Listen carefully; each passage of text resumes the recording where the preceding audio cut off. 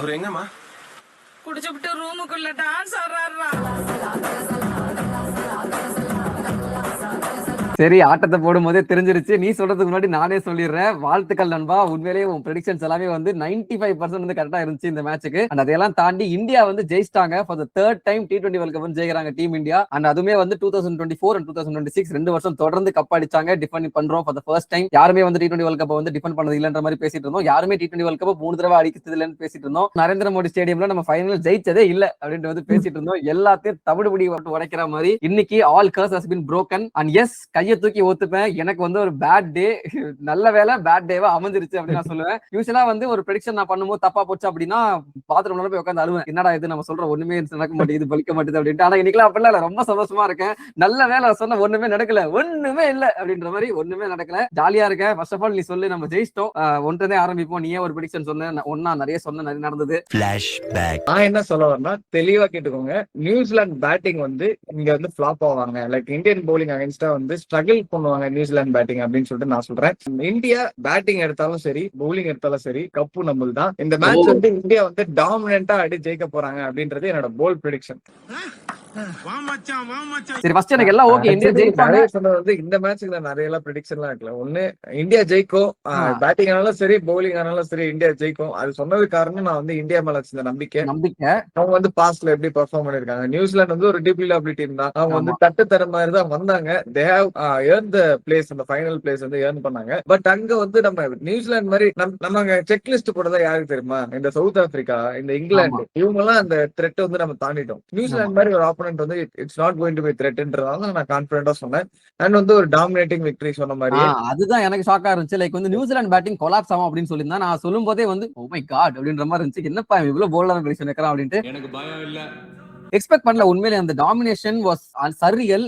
ஃபைனல்ஸ்ல one sided finals வச்சு செஞ்சு எனக்கு ஒரு கட்டத்துல மேல போர் அடிக்க ஆரம்பிச்சிச்சு. செகண்ட் இன்னிங்ஸ் பாக்குறப்போ அட ஆஃப் பண்ணிட்டு போப்பா அப்படின்ற மாதிரி இருந்துச்சு. சரி ஓகே, நீ ஆரம்பி. நம்ம வந்து எங்க ஜெயிச்சோம், டாஸ்லயே ஜெயிச்சோம் சொல்லாத.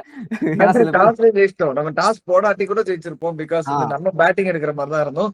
அப்புறம் நியூசிலாந்து வந்து பவுலிங் எடுக்கிற மாதிரி தான் இருந்தாங்க. பிகாஸ் நம்ம வந்து பேட்டிங்ல தான் ஜாஸ்தியா ஜெயிச்சிருக்கோம் இந்த டோர்னமெண்ட்ல. அவங்க சேசிங்ல ஜாஸ்தியா ஜெயிச்சிருக்காங்க. கண்டிஷன்ஸ் படி போகல. அவங்க இந்தியா டீம் எது ஸ்ட்ராங் அதெல்லாம் பாக்கல. நியூசிலாந்து வந்து அவங்க சைட்ல நாங்க வந்து பேட்டிங் சேஸ் பண்ணிப்போம், we are strong enough அப்படின்னு சொல்லிட்டு ஒரு சேசிங் அப்ரோச்ல போனாங்க. But that didn't work out, that will not work out if they bat also. நான் வந்து முன்னாடி சொன்ன மாதிரி ஓகே ஃபைன். மேட்ச் ஆரம்பிச்சோடனே லைக் நிறைய அந்த மூவ்மெண்ட்ஸ் எல்லாம் இருந்துச்சு. அது எல்லாத்தையுமே சொல்றதை தாண்டி மெயினா அந்த ஐகானிக் மூவ்மெண்ட்ஸ், கபில் தேவ் சாரா இருக்கட்டும், தோனி சார், ரோஹித் சர்மா சார், இவங்க எல்லாம் வந்து அப்படியே ஒரு பிரேம் வந்து சூப்பரா இருந்துச்சு. தோனியும் ரோஹித் சர்மாவும் வந்து லைக் அந்த கப்பு கொடுக்கும்போது வந்து நல்லா இருந்துச்சுப்பா. எனக்கு பார்த்தாலே செம்ம ஒரு கூஸ் பம்ப்ஸா இருந்துச்சு. சோ நீங்களும் பாத்துருப்பீங்கன்னு நினைக்கிறேன். மேட்ச்க்குள்ள போறோம், டாஸ் முடிஞ்சு ஒரே எல்லாம் ஆக்டிவா இருக்காங்க. ஒரு ஃபைனல் அப்படின்ற ஒரு பரவசம் எல்லாம் தெரிஞ்சது. இந்தியா வந்து பேட் பண்றாங்க. சஞ்சு சாம்சன் ஒரு பக்கம் நமக்கு தெரியும் சூப்பர் இன்னிங்ஸ். அபிஷேக் சர்மா இந்த பக்கம் பாத்தீங்கன்னா ஒரு கம்பேக்னு சொல்றதை தாண்டி அவர் ஃபார்ம் அவுட் எல்லாம் போல. நிறைய பேர் சொல்லிட்டு இருந்தாங்க அபிஷேக் சர்மா ஃபார்ம் கொண்டாரு தேவையான டைம்ல அப்படின்ட்டு. அவர் ஃபார்ம் அவுட்லாம் எங்கேயும் போல. அவரு அதே ஃபார்ம்ல தான் இருக்காரு. அவருக்கு என்ன ஒரு டாக்டிக்கலா ஒரு ஸ்பின்னர் இறக்கி கரெக்டா யூஸ் பண்ணி விக்கெட் எடுப்பாங்க. இந்த வாட்டி கிளென் பிலிப்ஸ் பிரகாசிக்கவில்லை. நாங்க சொல்லியிருந்தோம் இது மாதிரி மெக்கான்கே விளையாட இருக்கணும், கிளென் பிலிப்ஸ் விளையாட இருக்கணும். கிளென் பிலிப்ஸ் வந்து பவர் பிளேல பெருசா போட்டது இல்ல. McConchie will be a crucial key aspect to eliminate Abhishek சர்மான்னு சொல்லிட்டு மெக்கான்கே உட்கார வச்சு தான் டஃபி எடுத்துட்டு வந்தாங்க. பட் நாங்க சொல்லியிருந்தோம் நீஷம் பதிலா வந்து டஃபி எடுத்துட்டு வந்தோம் அப்படின்னு சொல்லிட்டு. நீஷம் ஆல்சோ வந்து ஒரு நல்ல ஒரு பார்ட் வந்து கொடுத்தாரு. அந்த கம்பேக் தான் ஆக்சுவலி நான் நியூசிலாந்து வந்து கங்க்ராச்சுலேட் பண்ணியே ஆகணும். எஸ், பேட்டிங் வந்து சூப்பரா போச்சு. சஞ்சு சாம்சனா இருக்கட்டும், அபிஷேக் சர்மா இருக்கட்டும், ஒரு அதிரடி ஸ்டார்ட். 6 ஓவர்ஸ்ல 91 for 0 நினைக்கிறேன். சம்வேர் 94 for 0 என்னமோ highest power play score in T20 world cup நினைக்கிறேன் நான். இல்ல T20 world cup finals I am not sure about that, but whatever it is, அது என்னோ ஒன்னு 91 94 என்னோ ஒன்னு அடிச்சோம். அதுலயுமே ஃபர்ஸ்ட் ஒரு 3 ஓவர்ல 27 தான் இருந்துச்சு. ஃபர்ஸ்ட் ஒரு 2 ஓவர்ல 12 தான் இருந்துச்சு. அதுக்கு அப்புறம் the way they took on, I think New Zealand made a lot of தாண்டி லாக்கி ஃபெர்குசன் வந்தாருங்க. 24 ரன் கொடுத்தாரு. அதுதான் வந்து சேஞ்சிங். 24 ரன், அந்த ஓவர் 4 வைடு. அடுத்த ஓவர்ல ஹென்றி வந்தாரு, அவரு 5 வைடு. அந்த மாதிரி வைடு வைடா போட்டு தள்ளிட்டே இருந்தாங்க.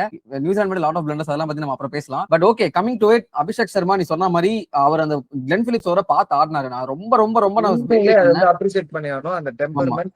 கிளென் பிலிப்ஸ் மாதிரி ஒரு பவுலரையும் பார்த்து ஆடினதுக்கு அவர் தெரிஞ்சிருக்கும். பல அடிகள் பட்டதா வந்து அந்த லெசன் கத்துக்கணும்னு இருக்கு. ஓகே ஃபைன், அது வந்து கரெக்டா ஒரு குரூஷியலான ஒரு நாட் ஆடி கொடுத்தாரு. ஆமா, நம்ம ப்ரிவியூலே பார்த்திருந்தோம் அந்த மேட்ச் அகைன்ஸ்ட் டஃபி வந்து அவருக்கு பாசிட்டிவா இருக்கு அபிஷேக் சர்மாக்கு அப்படின்ட்டு. அந்த டஃபி கரெக்டா வந்தும்போது அவர் டேக் ஆன் பண்ண ஆரம்பிச்சாரு. அங்க ஆரம்பிச்ச கான்ஃபிடன்ஸ் சூப்பரா டேக் ஆன் பண்ணி ஒரு வேற லெவல் 50 18 பால்ஸ் வந்து அடிச்சாரு. I think that was where the India was in dominant position. அங்க இருந்தே வந்து நம்ம சொல்லிட்டோம் நம்ம ஜெயிச்சிடலாம் அப்படின்ற மாதிரி இருந்தோம். Yes, actually one thing to note with New Zealand bowlers, நான் அந்த மேட்ச்ல பார்த்த வரைக்கும் ஒரே டெக்னிக் தான். இந்த சஞ்சு சாம்சனுக்கு வந்து டுவர்ட்ஸ் த பாடி தான் எல்லா பாலும் போட்டுட்டு இருந்தாங்க. வித் இன் த பாடிக்கு வர மாதிரி தான் எல்லா பால்ஸையும் போட்டுட்டு இருந்தாங்க. அபிஷேக் சர்மாக்கு அவுட் சைடு த பாடி ஒரே டெக்னிக் தான். மாத்தி மாத்தி எதுவுமே பண்ணவே இல்லை அவங்க. அதுதான் சஞ்சு சாம்சன் நிறைய ஃபுல் டெலிவரிஸ் போட்டாங்க. ஷார்ட் டெலிவரிஸ் அவர் வந்து ரெடியா இருக்கிறதுக்கெல்லாம் அது வந்து ஆடுற மாதிரி போட்டு கொடுத்தாங்க. அவர் ஆஃப் சைட்லயே ஆடவும் இல்லை. ஃபாஸ்ட் பவுலர்ஸ் ஃபுல்லா அவரோட ஸ்ட்ராங் சைட்ல வந்து ஆட வச்சாங்க. அது ஒரு மிஸ்டேக். அது வந்து ரொம்ப லைக் ஏதாவது சேஞ்ச் பண்ணணும், ஒரு சேஞ்ச் ஆஃப் பேஸோ ஒரு சேஞ்ச் ஆஃப் லைனோ ஏதாவது பண்ணிருக்கணும் நியூசிலாந்து பவுலர்ஸ். அது பவர் பிளேல சுத்தமா பண்ணல. அபிஷேக் சர்மாவும் அதேதான். கிளென் பிலிப்ஸ் வந்து அவரால் என்ன பண்ண முடியும், ஒரு பார்ட் டைம் போல ட்ரை பண்ணாரு. அதை தாண்டி திரும்பவும் வந்து ஒரு ஸ்பின்னர் கொடுத்து நீங்க அபிஷேக் சர்மாக்கு அட்டாக்கும் போகல. நீங்க வந்து ஒரு ஃபாஸ்ட் பவுலர் வச்சு டஃபி இறக்கிட்டீங்க. டக்கு டக்குன்னு வந்து ஃபாஸ்ட் பவுலர் செட்டப்ல இறங்கிட்டீங்க. There was not a clear plan for Abhishek Sharma and not executed properly. அந்த சின்ன பிளான் கூட பிலிப்ஸ் கூட. அதை தாண்டி இஷான் கிஷன் வந்தா இருப்பா. அவரு வந்து ஒரு பயங்கரமான அடி. லைக் இஷான் கிஷன் வந்து ஒரு under rated player. Samson, Bumrah இவங்க எல்லாம் வந்து ஹைலைட்டடா தெரியுறாங்க. டூபே கூட நல்லா ஹைலைட்டா தெரியுறாரு ஓரளவுக்கு. ஆனா இஷான் கிஷனோட நாட் தான் வந்து அங்கங்க பேசப்படவே மாட்டேங்குது. இந்த மேட்ச் ஒரு குரூஷியலான பார்ட்னர்ஷிப் வித் சஞ்சு சாம்சன். சேட்டாவோ இஷான் கிஷனும் சேர்ந்து ஒரு 100 பார்ட்னர்ஷிப் அடிக்கிறாங்க. சூப்பரா போகுது மேட்ச். அதுக்கப்புறம் அப்படியே வந்தீங்கன்னா ஒரு கொலாப்ஸ், ஒரு மினி கொலாப்ஸ், ஒரு மினி ஹார்ட் அட்டாக் மூமெண்ட். 15 ஓவர்ஸ்ல 201 ஃபார் 1 இருந்தோம் மச்சி. 5 ஓவர்ல நான் ஒரு இடத்துல வந்து 300ல மேனிஃபெஸ்ட் பண்ண ஆரம்பிச்சேன். இவங்க சீசன் ஸ்டார்டிங்ல 70 ரன்ஸ் எதிர்பார்த்தாங்க. 270 வரும் அப்படின்னு. ஓகே சரி, ஓகே. நான் ஒரு 300 எக்ஸ்பெக்ட் பண்ணது காரணம் என்னன்னா வந்து நான் ஒரு ஸ்கிரிப்ட் மாதிரி நினைச்சிட்டேன். அப்ப நானும் அந்த மாதிரி நினைச்சதுல தப்பு இல்லையே.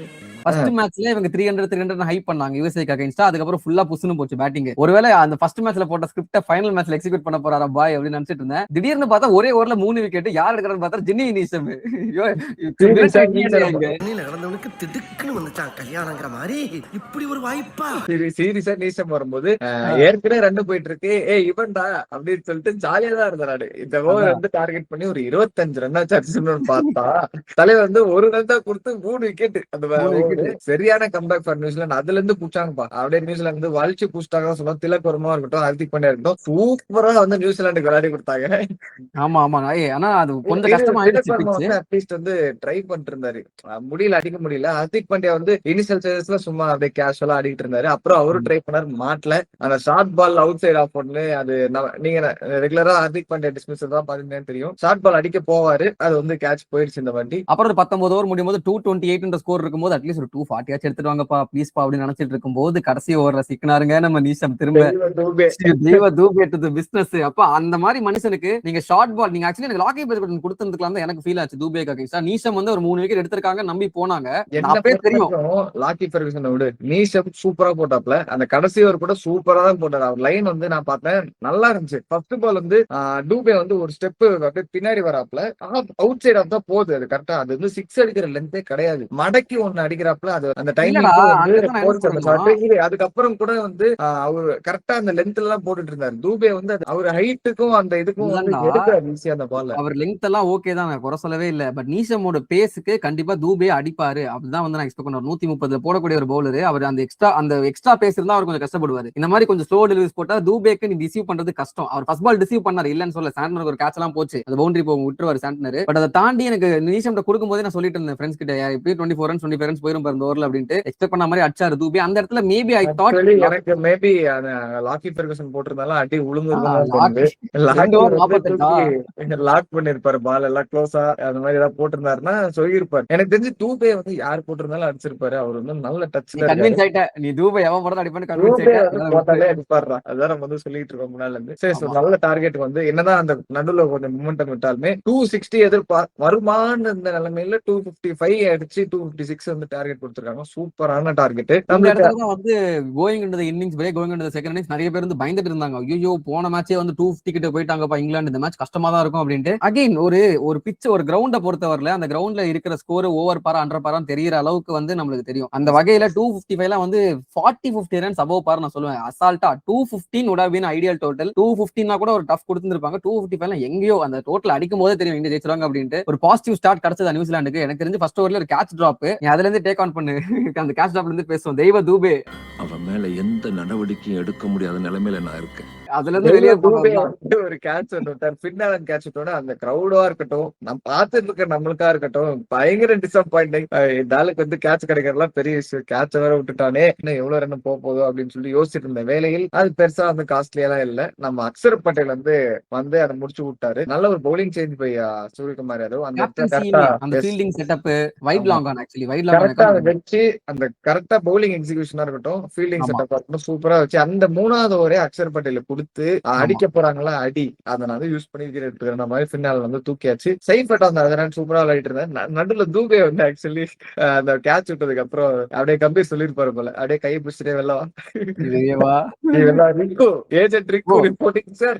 அந்த இருந்து இந்த போல இருக்கும், பால் எங்க போனாலும் தலையை வந்து ஓடிக்கிட்டே இருப்போம்ல. அதுக்குதான் இவரு ஒரு எல்லைச்சாமி தான். நான் பேட்டிங்ல, இவர் வந்து ஃபீல்டிங்ல எல்லைச்சாமி நம்ம ரிங்கு சிங். எஸ், அவரும் நல்ல கான்ட்ரிபியூஷன். அந்த டோர்னமெண்ட் ஃபுல்லாமே வந்து ஃபீல்டிங்ல வந்து ரிங்கு சிங் நிறைய ரன்ஸ். உங்களுக்கு வந்து கேமரால பார்க்கும்போது கடைசி டைம்ல பார்க்கும்போது நார்மலா பிடிக்கிற மாதிரி தான் இருக்கும். பட் கிரவுண்ட் டீ கவர்ஸ் இந்த ரிங்கு சிங் அது வந்து ரொம்ப ஜாஸ்தி. டக்கு ஓடிடுறாரு. நான் அதான் சொன்னேன்ல, சென்னையில அந்த மேட்ச் பார்க்கும்போது எனக்கு வந்து ரோட் ரன்னர் ஷோல வந்து பீம் பீம் அப்படின்னு ஒரு ஓடுல அந்த மாதிரி தான் இருந்துச்சு. ரிங்கு சிங் குடுகுடுன்னு ஓடுவார் ஒரு மாதிரி. பட் யா தட்ஸ் வாட், அந்த ஒரு ஃபீல்டிங் அவர் மட்டும் இல்ல. இன்னைக்கு இன்னொருத்தர் ஸ்பெஷலா ஒருத்தர் ஃபீல்டர் ஒன்னு பண்ணாரு. அவரை பத்தி ஸ்பெசிபிக்கா மென்ஷன் பண்ணேன். கீப்பர் மச்சான், அவன் கீப்பர் மாதிரியே தெரியல. கீப்பர்னு யாருமே சொல்ல மாட்டாங்க. எஸ், இஷான் கிஷன் தான் வந்து அப்ரிஷியேட் பண்ணி ஆகணும். அந்த ஒரு டைவ் கேட்ச் ஒன்னு பிடிச்சிருப்பாரு. பும்ரா ஓவர்ல ரவீந்திராவோட விக்கெட் அது. ரவீந்திரா அதுவும் ஒரு சூப்பரான எக்ஸிகியூஷன். பும்ரா கரெக்டா ஃபைன் லெக் வச்சாச்சு. ஒரு இன்டு த பாடி மாதிரி ஒரு ஸ்லோயர் ரன் போறாரு. நம்ம பும்ரா பால் எப்படி தெரியுமா, அழகா இப்படி இறக்குற மாதிரியே இருக்கும். டக்குனு ஸ்லோயர் வந்தா இப்படி திருப்பினாலே போதும் அவருக்கு, அவர் ஆக்ஷனுக்கு அழகா ஸ்லோயர் ரன் போட்டு போயிடுறாரு. டிசீவ் வித் பேஸ் அப்படியே மேல தூக்கி விடுறாப்ல. நல்ல ஒரு 25 மீட்டர் கவர் பண்ணி அப்படியே தட்டி தட்டி அப்படியே புஷ்டார் இஷான் கிஷன். Super catch. அந்த கேட்ச்ல இருந்தாங்க வந்துச்சு இந்தியா கான்பிடன்ஸ். படிப்படியா அப்படியே பட்டுன்னு போட்டு. பட் டிம் சைபட் ஒரு இடத்துல நின்னாருன்னு வச்சுக்கோங்களேன். ஒரு இடத்துல செட்டா ஆடிட்டு இருந்தாரு. அவர் கூட விளையாடுறதுக்கு பேட்ஸ்மேன் தான் இல்லாம இருந்துச்சு. கிளென் பிலிப்ஸும் அடிக்கல.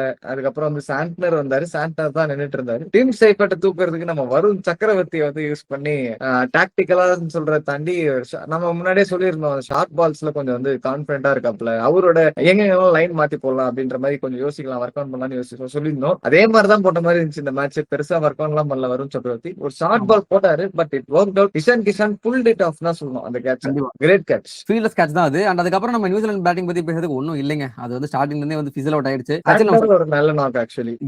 ஓகே, அதான் அது ஒன்னும் அந்த இதுக்கப்புறம் வளர்மதி வயசுக்கு வந்தா என்ன வரலனா என்னன்ற மாதிரி இன்னிங்ஸ் தான். அவரால் என்ன பண்ண முடியும், ஏதோ ஒரு மோசமான டிஃபீட் இல்லாம ஒரு டீசெண்டா தோத்து போறதுக்கு நல்லா விளையாண்டாரு அவரு. ஆமா, ஆக்சுவலி நம்ம சப்ஸ்கிரைபர்ஸ் சிலது வந்து கமெண்ட் பண்ணிருந்தாங்க, மெசேஜ் போட்டிருந்தாங்க, இந்த மாதிரி ப்ரோ அக்ஷர் பட்டேல வந்து பார்வையில கொண்டு வரலாமா அகைன்ஸ்ட் ஃபின்னாலன் அப்படின்ட்டு. நாங்க வந்து எங்களுக்கு ஆக்சுவலி பாசிட்டிவ் மேட்ச் இருந்துச்சு ஃபின்னாலனுக்கு, அதனால மேட்ச் அப் பிரகாரமா வேண்டாம்னு சொல்லியிருந்தோம். ஹர்ஷ்தீப் சிங் ஃபர்ஸ்ட் ஓவர் சூப்பரா போட்டிருந்தாரு. அதுக்கப்புறமும் அந்த தேர்ட் ஓவர் வந்து எடுத்துட்டு வந்தாரு சூரியகுமார். அது உண்மையிலேயே வந்து கூடாஸ். நார்மலா யாரும் கொடுத்துருக்க மாட்டாங்க. ஹர்ஷ்தீப் சிங் நல்லா போட்டாரு ஃபர்ஸ்ட் ஓவர், நீயே இந்த போடுன்னு சொல்லி மேபி அடுத்த எண்ட்ல இருந்து கொண்டு வந்திருக்கலாம். அதெல்லாம் இல்லன்னு சொல்லி எடுத்துட்டு வந்து அந்த பிளானை வச்சு ஒரு விக்கெட் எடுத்தாங்க. அப்பவே தெரிஞ்சிருச்சு ஓகே இந்தியா வெல் ப்ரிப்பேர்ட், அவங்க இந்த மேட்ச் வந்து ஜெயிச்சிருவாங்க. எனக்கு அந்த ஓவர்லயே தெரிஞ்சிருச்சு. சொன்ன மாதிரி ஒவ்வொரு பவுலருக்கும் ஒவ்வொரு பேட்டருக்கும் பர்ஃபெக்டான மேட்ச் அப் எங்க எடுத்துட்டு வரணுமோ ப்ராப்பரா எடுத்துட்டு வந்து விக்கெட்ஸ் எடுத்தாங்க. இந்தியா வந்து மேட்சை முடிச்சாங்க. சரி ஓகே, நம்ம வந்து முடிக்கிறதுக்கு முன்னாடி ஆக்சுவலி நடுவுல காமெடியா சம்பவம் நடந்துச்சு. இஷான் கிஷன் வந்து டைம் ஆகுது அப்படின்னு காமிச்சிருந்தாரு. தூபே வந்து நான் போடுறேன் அப்படின்னு சொல்லிட்டு எனக்கு அது பார்த்தது சிரிப்பு தான். நம்ம ஸ்டீட் மாதிரி வச்சா நான் போடுறேன் நான் ஜெயிக்கிற மாதிரி அப்படின்ற மாதிரி தூபே கேட்டாரு. அப்புறம் அபிஷேக் சர்மா வந்து பவுலிங் போட வந்தாரு. அதுக்கப்புறம் கடைசி ஒரு சூரியகுமார் வந்து யாருக்கிட்டே கேட்டுட்டு இருந்தாரு, போடுறியா அப்படின்ற மாதிரி ஏதோ கேட்டு இருந்தாரு. ஜாலியா இருந்தாங்க. முன்னாடி அபிஷேக் சர்மா முடிச்சு விட்டாரு. அது போடவில்லை, நானே முடிச்சிருவேன் எதுக்கு உனக்கு ஓவர் அப்படின்னு சொல்லி அவரே வந்து போட்டு முடிச்சாரு அந்த ஓவரை. விக்கெட் எடுத்தாரு. நடுவுல வந்து அக்ஷர் பட்டேல் நம்ம சொல்லி ஆகணும், ஒரு போல்டு நாக்குவாரு கிளென் பிலிப்ஸ் விக்கெட். சரியான delivery Axar Patel right on top அப்படின்னு தான் சொல்லணும். ஒரு சூப்பரான ஒரு delivery to dismiss Glenn Phillips. அதுக்கப்புறம் இன்னொரு விக்கெட் எடுத்தா அது ஃபுல் டாஸ் ஒன்று போட்டாரு, அது கேட்ச். நார்மலா 3 விக்கெட் ஜாலியா வந்து அக்ஷர் பட்டேல் எடுத்துட்டு போயிட்டாரு. அதுக்கப்புறம் தான் வந்து நம்ம தலைவன் ஜஸ்பிரித் பும்ரா ஃபர்ஸ்ட் ஒரு குரூஷியலான விக்கெட் எடுத்துட்டு கடைசியில அது 3 விக்கெட் நம்ம எதிர்பார்க்கவே இல்லை. பும்ரா போடுவாரா இல்லைன்னு தெரியல. Because course of the match வந்து நமக்கு தெரிஞ்சிச்சு இந்தியா சைட்ல இருக்குன்னு சொல்லிட்டு நிறைய போலர்ஸ் எக்ஸ்பிளைன் பண்ணுவாங்க, எல்லாரும் சும்மா போட்டுக்கிறீங்களா போட்டுக்கோங்க அப்படின்னு நினைச்சிட்டு இருந்த வேளையில் வருண் சக்கரவர்த்தி என்னதான் வந்து நம்ம கொஞ்சம் அடி வாங்கினாலுமே நம்மளுக்கு ஒரு ரெக்கார்ட் இருக்குப்பா, நம்ம வந்து leading wicket taker of this world cup அப்படின்னு கொஞ்சம் சந்தோஷப்பட்ட வேளையில் பும்ராவை இறக்கி இந்த லிஸ்ட்லயே இல்லாத ஒரு பேரு அப்படியே 5 பொசிஷன் தாண்டி top leading wicket taker 14 wickets அவரும் எடுத்து அவார்டை தட்டி கொண்டு சென்றார். எல்லாரும் என்ன ஏமாத்துறாங்க. ஆமா சார், பேசிக்கா வந்து அந்த டெய்ல வந்து முடிச்சு விட்டாரு. அட் சம் பாயிண்ட் ஒரு ஆன ஹேட்ரிக் இருந்து ஹேட்ரிக் போலவே சூப்பரான ஒரு ஸ்லோவர் டெலிவரி யாருக்கு பேட் வெஸ்டர் லாக்கி பெர்குசன் மச்சான் அது பேசி ஆகணும்டா. அந்த ஸ்லோவர் டெலிவரி டிசீவிங், ஒருத்தனால கூட அதை ஜட்ஜ் கூட பண்ண முடியலடா. எப்போ என்னமா போடுறாரு.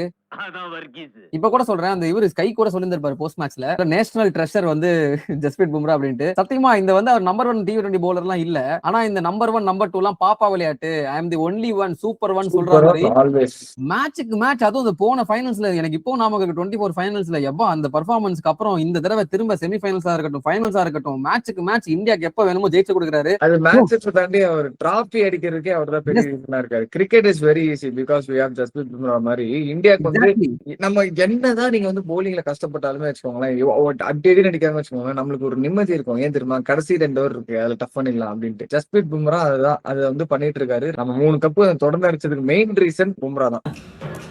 ஒரு பேக் போனா இருந்து இந்தியாவை இப்படி புடிச்சிட்டு இருந்தாரு அப்படியே. கண்டிப்பா. சரி, ஓகே, நாங்க இதெல்லாம் பேசிட்டோம். இப்ப நிறைய பேர் வந்து கமெண்ட்ஸ்ல ஆல்ரெடி வந்து என்ன இவன் இன்னும் ஒருத்தனை பத்தி பேசவே இல்லை, இவன் வந்து பேச மாட்டான் வன்மமா அப்படின்னு வந்து கேட்டுட்டு இருப்பீங்க. அவருக்கும் தனி செக்மெண்ட் கடைசியில வச்சிருக்கோம், வேணும்ட்டே தான் கடைசியில பேசுறோம். ஆக்சுவலி நம்ம அவரை பத்தி பேசுறதுக்கு முன்னாடி இந்த ப்ரெடிக்ஷன்ஸ் நாங்க வந்து பண்ணிடுறோம். நாங்க கரெக்டா சொன்னா மட்டும் எல்லா வீடியோஸும் நாங்க சொல்லிட்டு இருக்கோம், இதை சொன்னோம் அனாலிசிஸ். இந்த வீடியோல வந்து எங்கெல்லாம் தப்பாச்சுன்னு சொல்றோம். First and foremost chasing team பண்ணா ஜெயிச்சிருவாங்க அப்படின்னு நான் சொல்லியிருந்தேன். அது வந்து நியூசிலாந்து ஸ்பெசிஃபிக்கா வந்து சேஸ் பண்ண ஜெயிச்சிருவாங்க அப்படின்னு சொல்லியிருந்தேன், தோத்துட்டாங்க. ஜேக்கப் டஃபி எடுத்துட்டு வந்தா 70% நான் வந்து எச் கொடுப்பேன் நியூசிலாந்துக்கு அப்படின்னு. நீ எடுத்துட்டு வராம இருந்ததாலே மெக்கானிக் எடுத்துருப்பான் போல விக்கெட், அபிஷேக் சர்மா விக்கெட், அது ஒண்ணு தப்பாயிடுச்சு. நீசம் எதுக்கு இந்த டீம்ல இருக்காருன்னு தெரியலன்னு சொன்னேன், 3 விக்கெட் எடுத்தாரு ஒரே ஓவர்ல. அந்த மாதிரி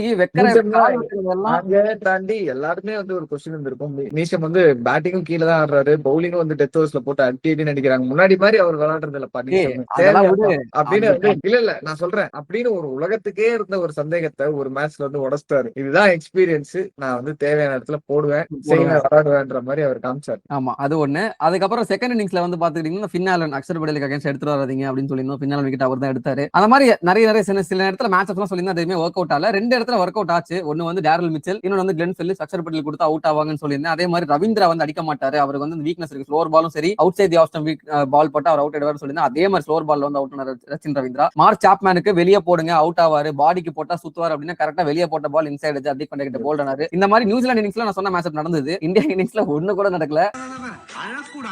பட் தென் ஒன் பிளேயர் இவருக்கு வந்து ஃபர்ஸ்ட் யூஸ்ல 3 ஓவர் தாண்டிட்டு அடிப்பாருன்னு நாங்க சொல்லியிருந்தோங்க. ஆனா இந்த மேட்ச்ல எங்களுக்கு என்னவோ அவர் அடிக்க மாட்டாருன்னு தோணுதுங்க அப்படின்னு சொன்னோம் மனுஷன். அதுதான் மேட்ச் அப் தான் நான் சொல்றேன். மேட்ச் அப்னு சொன்னாலுமே போன மேட்ச்லயாச்சும் மனுஷன் ஒரு சான்ஸ் கொடுத்தாரு. இந்த தடவை அந்த சான்ஸ் கூட கொடுக்கல.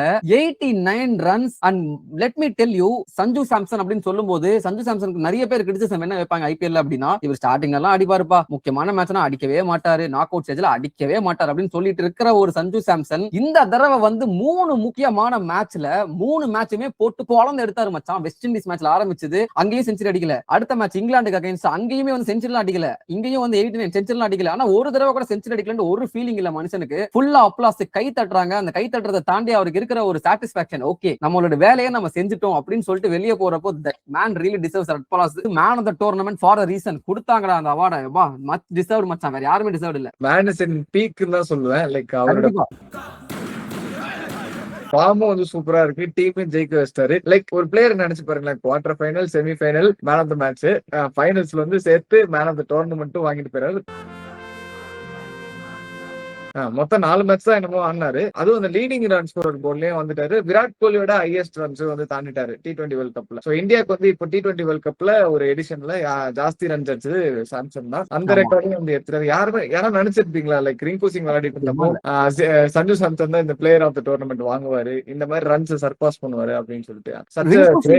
ரிங்கு சிங் கூட விட்டுறேன். நான் என்ன கேக்குறேன்னா, ஒரு 4 months முன்னாடி சுப்மன் கில் வைஸ் கேப்டனா இருக்கும்போது யாரசனா ஒருத்தர் வந்து சஞ்சு சாம்சன், நம்மளே ஒரு வீடியோ போட்டிருந்தோம், சஞ்சு சாம்சன் கேரியர் ஓவர் அப்படின்ற மாதிரி. ஏன்னா அப்ப இருந்த சிச்சுவேஷன் அந்த மாதிரி. ஓகேவா, சுப்மன் கில்ல ப்ரோமோட் பண்ணாங்க, ஓப்பனிங் ஆட வச்சாங்க, சஞ்சு வந்து மிடில் ஆர்டர்ல இறக்குனாங்க, அப்புறம் டீம் அவுட் தூக்குனாங்க. இந்த அளவுக்கு ஒரு கெரியர்லயே வந்து ஒரு டவுன் ஃபால்ல இருந்த ஒரு Sanju Samson all of a sudden Ishan கிஷான்ற ஒரு பிளேயரோட ஃபார்ம் வந்து அவரை வந்து எலிவேட் பண்ணுது டீமுக்குள்ள. அதே மாதிரி சுப்மன் கில் சொதப்பறாருன்னு சொல்லிட்டு டீம்ல இருந்து டிராப் பண்றாங்க. அந்த பொசிஷன் சஞ்சு சாம்சனுக்கு போகுது.